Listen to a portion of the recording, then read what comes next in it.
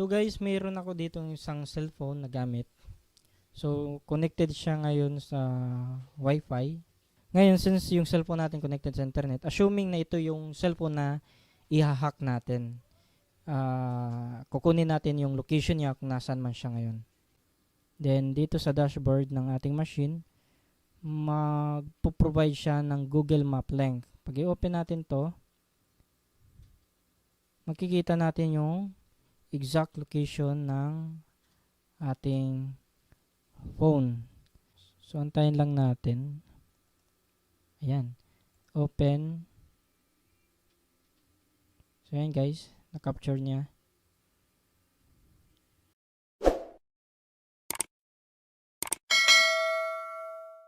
Hello guys, bali today, susubukan natin i-hack yung cellphone. Kahit anong cellphone, pwede natin ma-access yung camera, yung mic, and yung location mismo kung nasaan yung may-ari ng cellphone. So using this technique, tuturuan ko kayo kung paano gawin gamit yung computer. Bali, dalawang bagay lang ang kailangan nating i-prepare. Yung computer na may Kali Linux or kahit Ubuntu pwede. Tapos yung program na i-download natin from GitHub.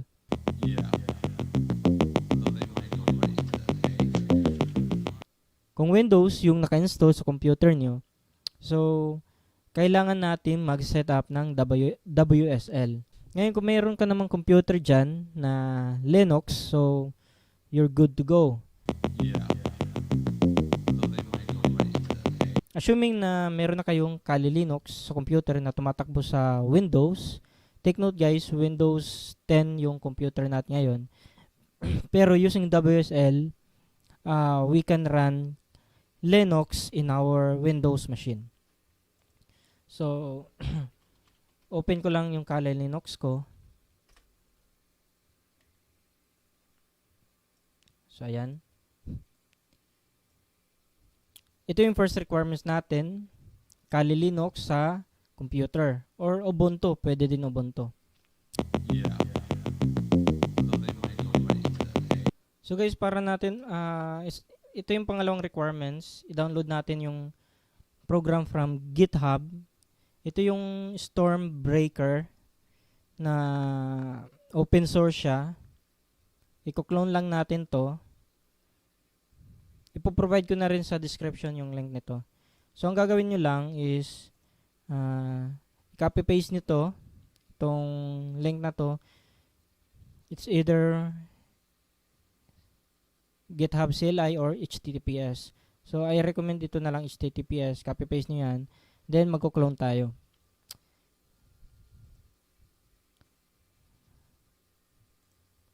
Okay. Then, dito, actually, may ginawa na ako dito. CD. Ito na yun, Stormbreaker. Clone ko. So, ang gagawin nyo lang guys, type nyo lang, kung wala pang, actually kung Kali Linux, naka-enable na yung Git program. Hindi tulad sa Windows na kailangan mo pang mag-download ng separate program para execute ka ng command na git. Okay? Dito sa Kali Linux, naka-enable na siya. So, machi-check nyo kung yan, ready na yung program yan. So, ang gagawin nyo lang, git clone, tapos yung link dito, yan, copy nyo yan, and paste natin dito. Ayan. Pag okay ko yan, so, ida-download niya yung program. Pero hindi ko na yan niraran kasi nandito na yung na-download ko, Stormbreaker. Okay, pag pumasok na kayo dito sa program na to, actually folder ito guys, folder to siya. Papasok tayo dyan, just type cd Stormbreaker. Yan. Pero ako minsan, pag wala namang masyadong ibang folder na kapangalan, ginagawa ko lang st, capital st. Be sure na the same yung spelling tsaka yung capitalization ng letter na type nyo. Then asterisk, ibig sabihin any folder with is and t yung simula, and yun na yung i-consider niya na i-open na folder. So, cd is t asterisk. Yan. So, para ma-confirm natin na nasa loob na tayo ng Stormbreaker folder, just type pwd. So, ayan. Nandito na tayo sa Stormbreaker file. Now, pag i-ls natin, yung loob ng file is ito yung laman niya. May install.sh, tapos may mga packages, and other program. We will focus in this program and this program. Pag nandito na tayo sa loob ng Stormbreaker, iraran lang natin yung install.sh. So, just type sudo bash install.sh. Ito yun. Iraran natin to guys. So, dahil kailangan natin mag-run ng super user, kaya gumamit tayo ng sudo. So, mag-a siya ng sudo password. So, ikaw lang ang nakakaalam kung ano yung sudo password ng root terminal ng Kali Linux mo.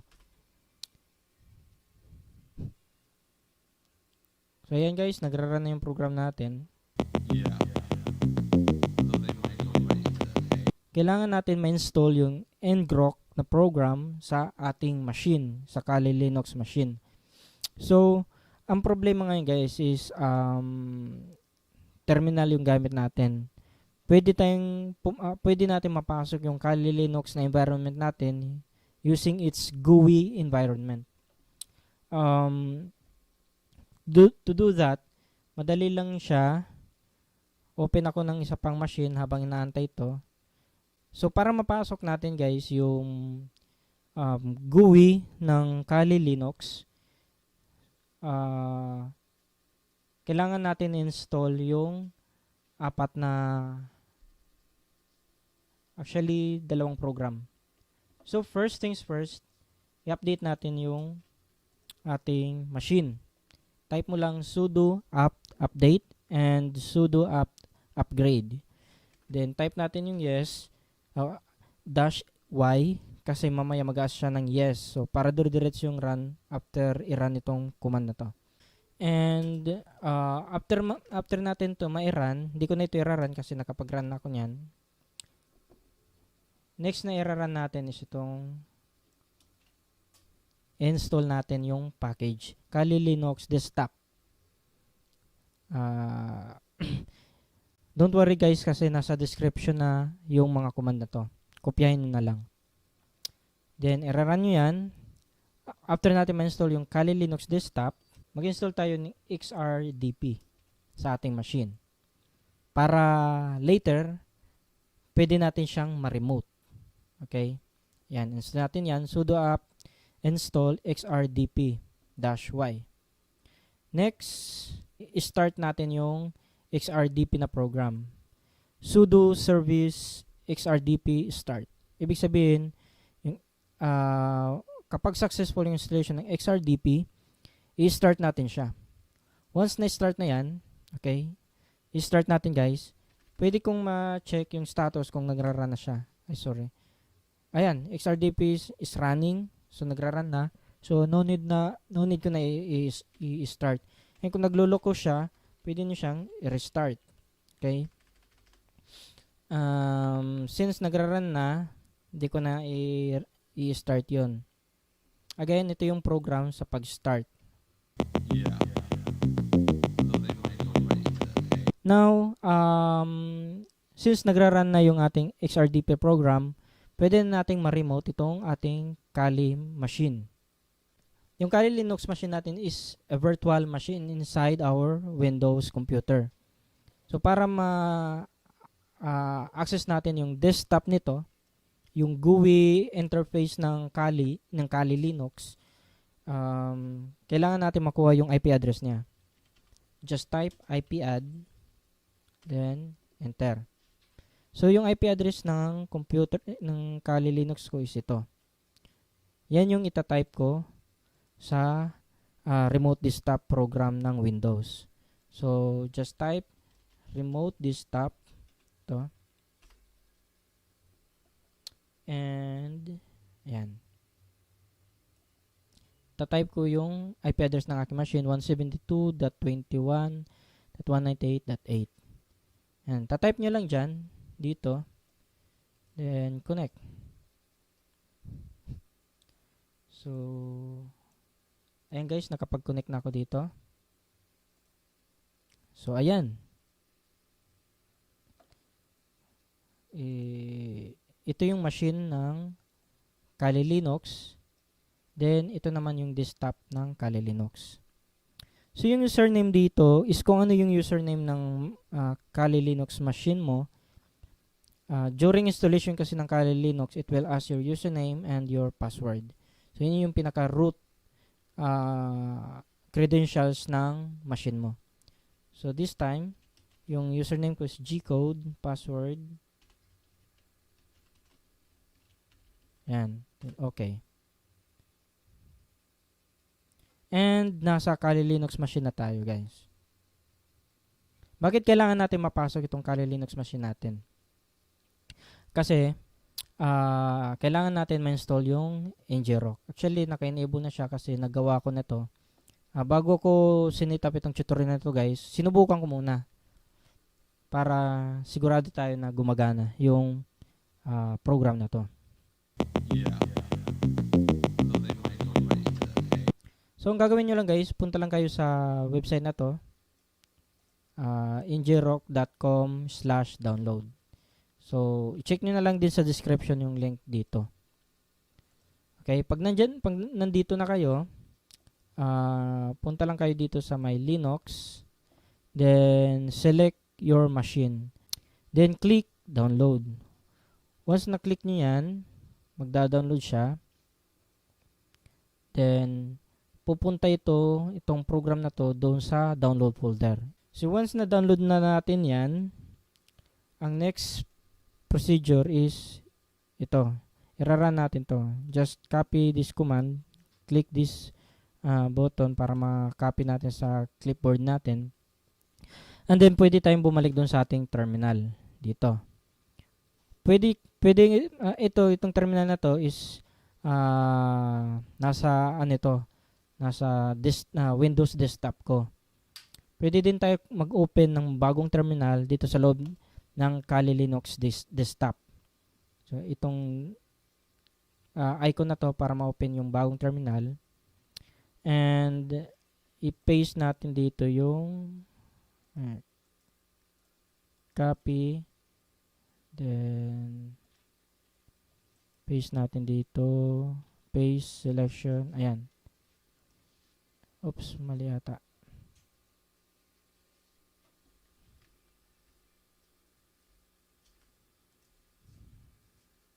Copy paste nga natin to. Copy.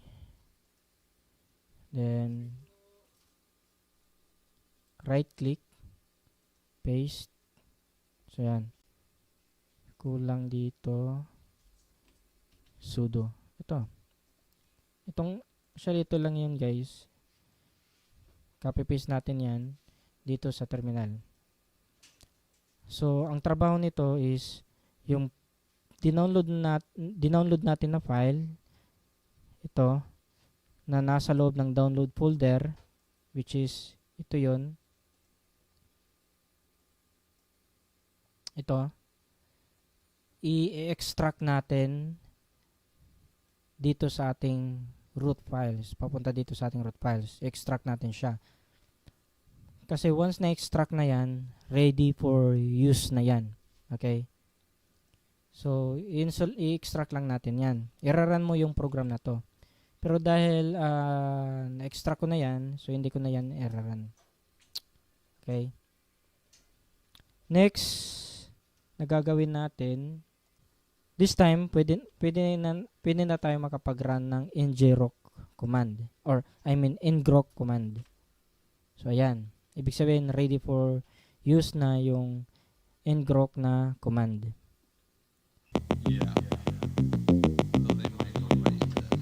I-run natin yung python 3 space st.py. Yung niran natin kanina na program. Yung st.py, i-run natin using python 3. Then, hit enter. Yan. So, nagrara na siya ngayon. And then, ma-access na natin yung ating program dito. Itong address na to. Pero, dahil gagamit tayo ng ngrok, kasi si ngrok, siya yung mag-access from online papunta dito sa ating machine na local host machine or local host na web panel. Okay? So, to do that, para sa ngrok ang mag-handle niyan, kasi hindi natin ma-access guys yung mga devices outside sa ating local machine papunta sa internet pag itong link ang gamit natin. Kaya kailangan natin si ngrok. Yeah. So, yan nakalagin na tayo guys. Kailangan natin dito is, which is in my case, ito yon. Kailangan natin yan may add sa configuration ng ngrok doon sa ating Kali Linux machine. So, i-copy paste ko to. And punta ko dito sa ating Kali Linux machine. Ayun, nasa loob na pala akong Kali Linux machine. And dito sa terminal, i-hide ko muna to para paano ba i-hide to? Yan, para hindi magulo. Paste ko dito. Yan. I-add natin to sa ating configuration para yung account natin sa ngrok ay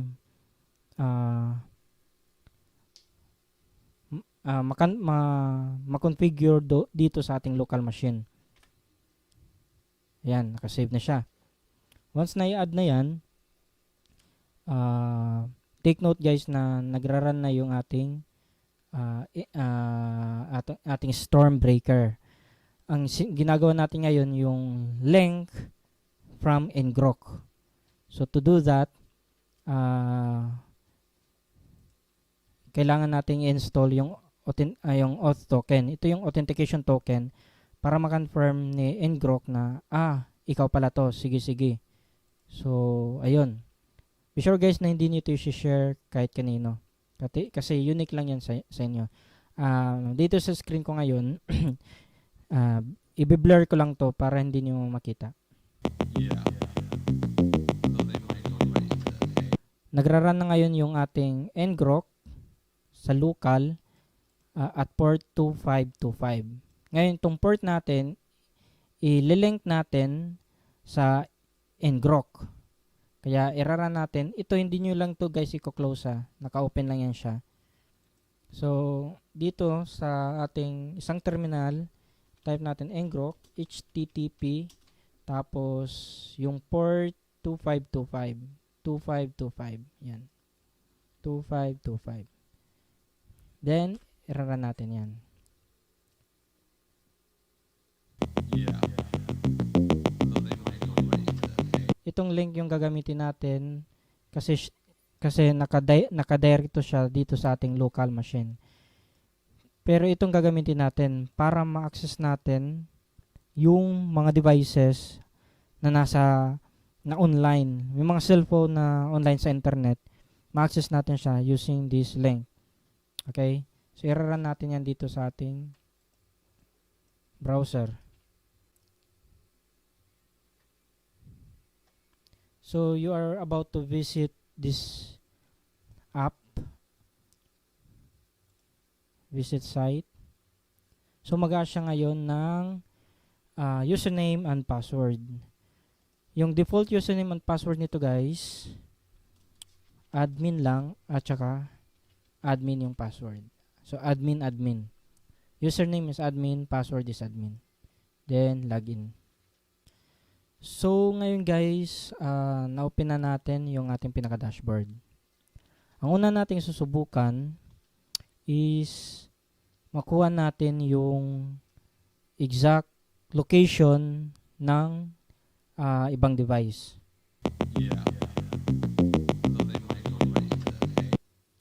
So guys, mayroon ako dito isang cellphone na gamit. So connected siya ngayon sa Wi-Fi, sa internet. Yan. Connected siya.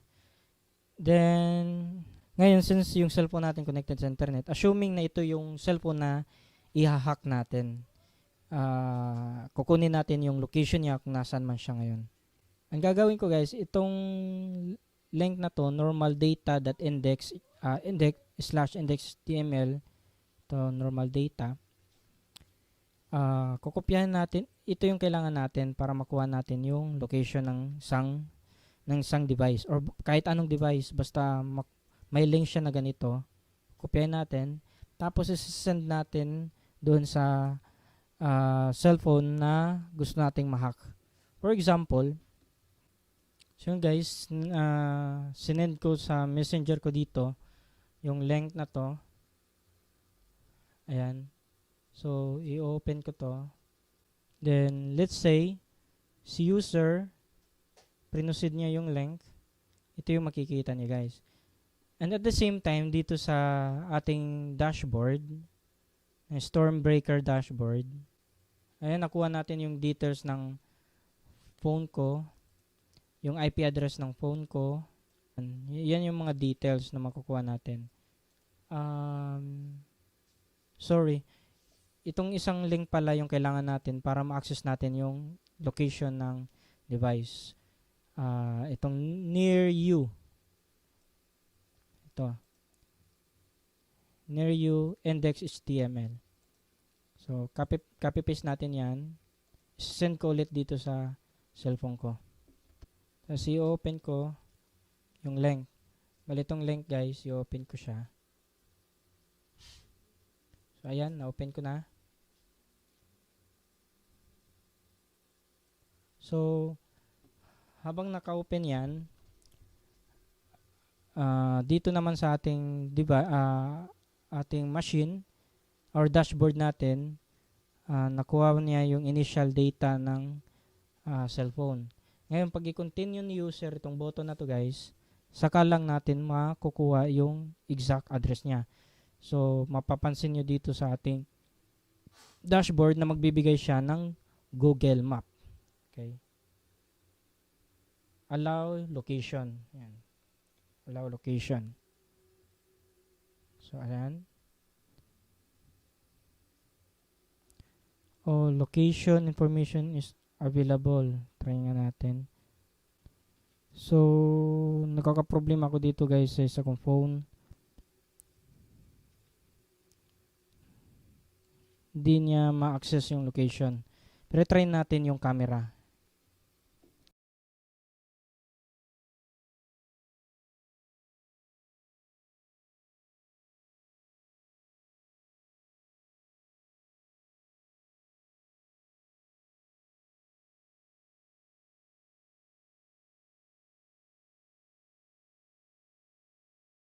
Yeah.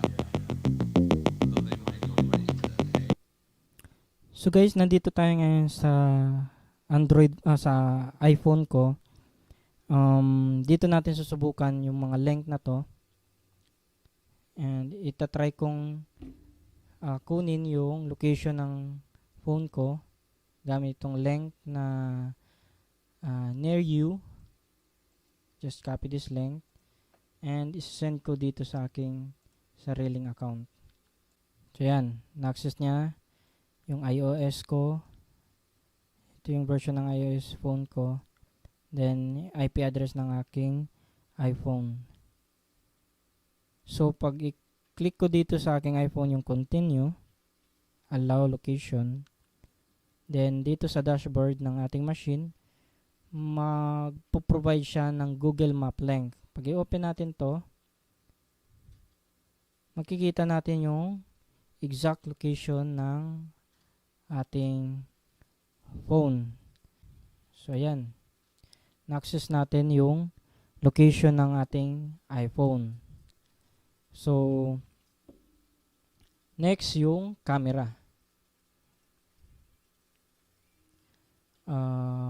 Itong link na to, send ko din sa aking messenger para ma-open ko sa phone ko.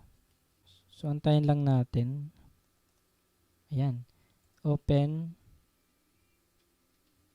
So, ayan guys. Na-capture niya.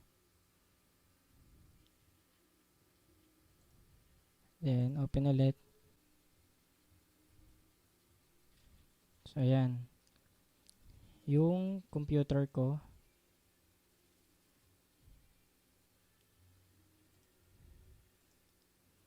Hopefully, may natutunan kayo dito sa ating tutorial kung paano i-hack yung location, yung camera, and even microphone ng cellphone, ma-hack natin. And yung normal data ng phone, makukuha natin yung IP address niya, tsaka kung anong gamit niyang phone, anong version, then anong model, ganun. Guys, don't forget to subscribe para mag-grow naman yung ating munting channel.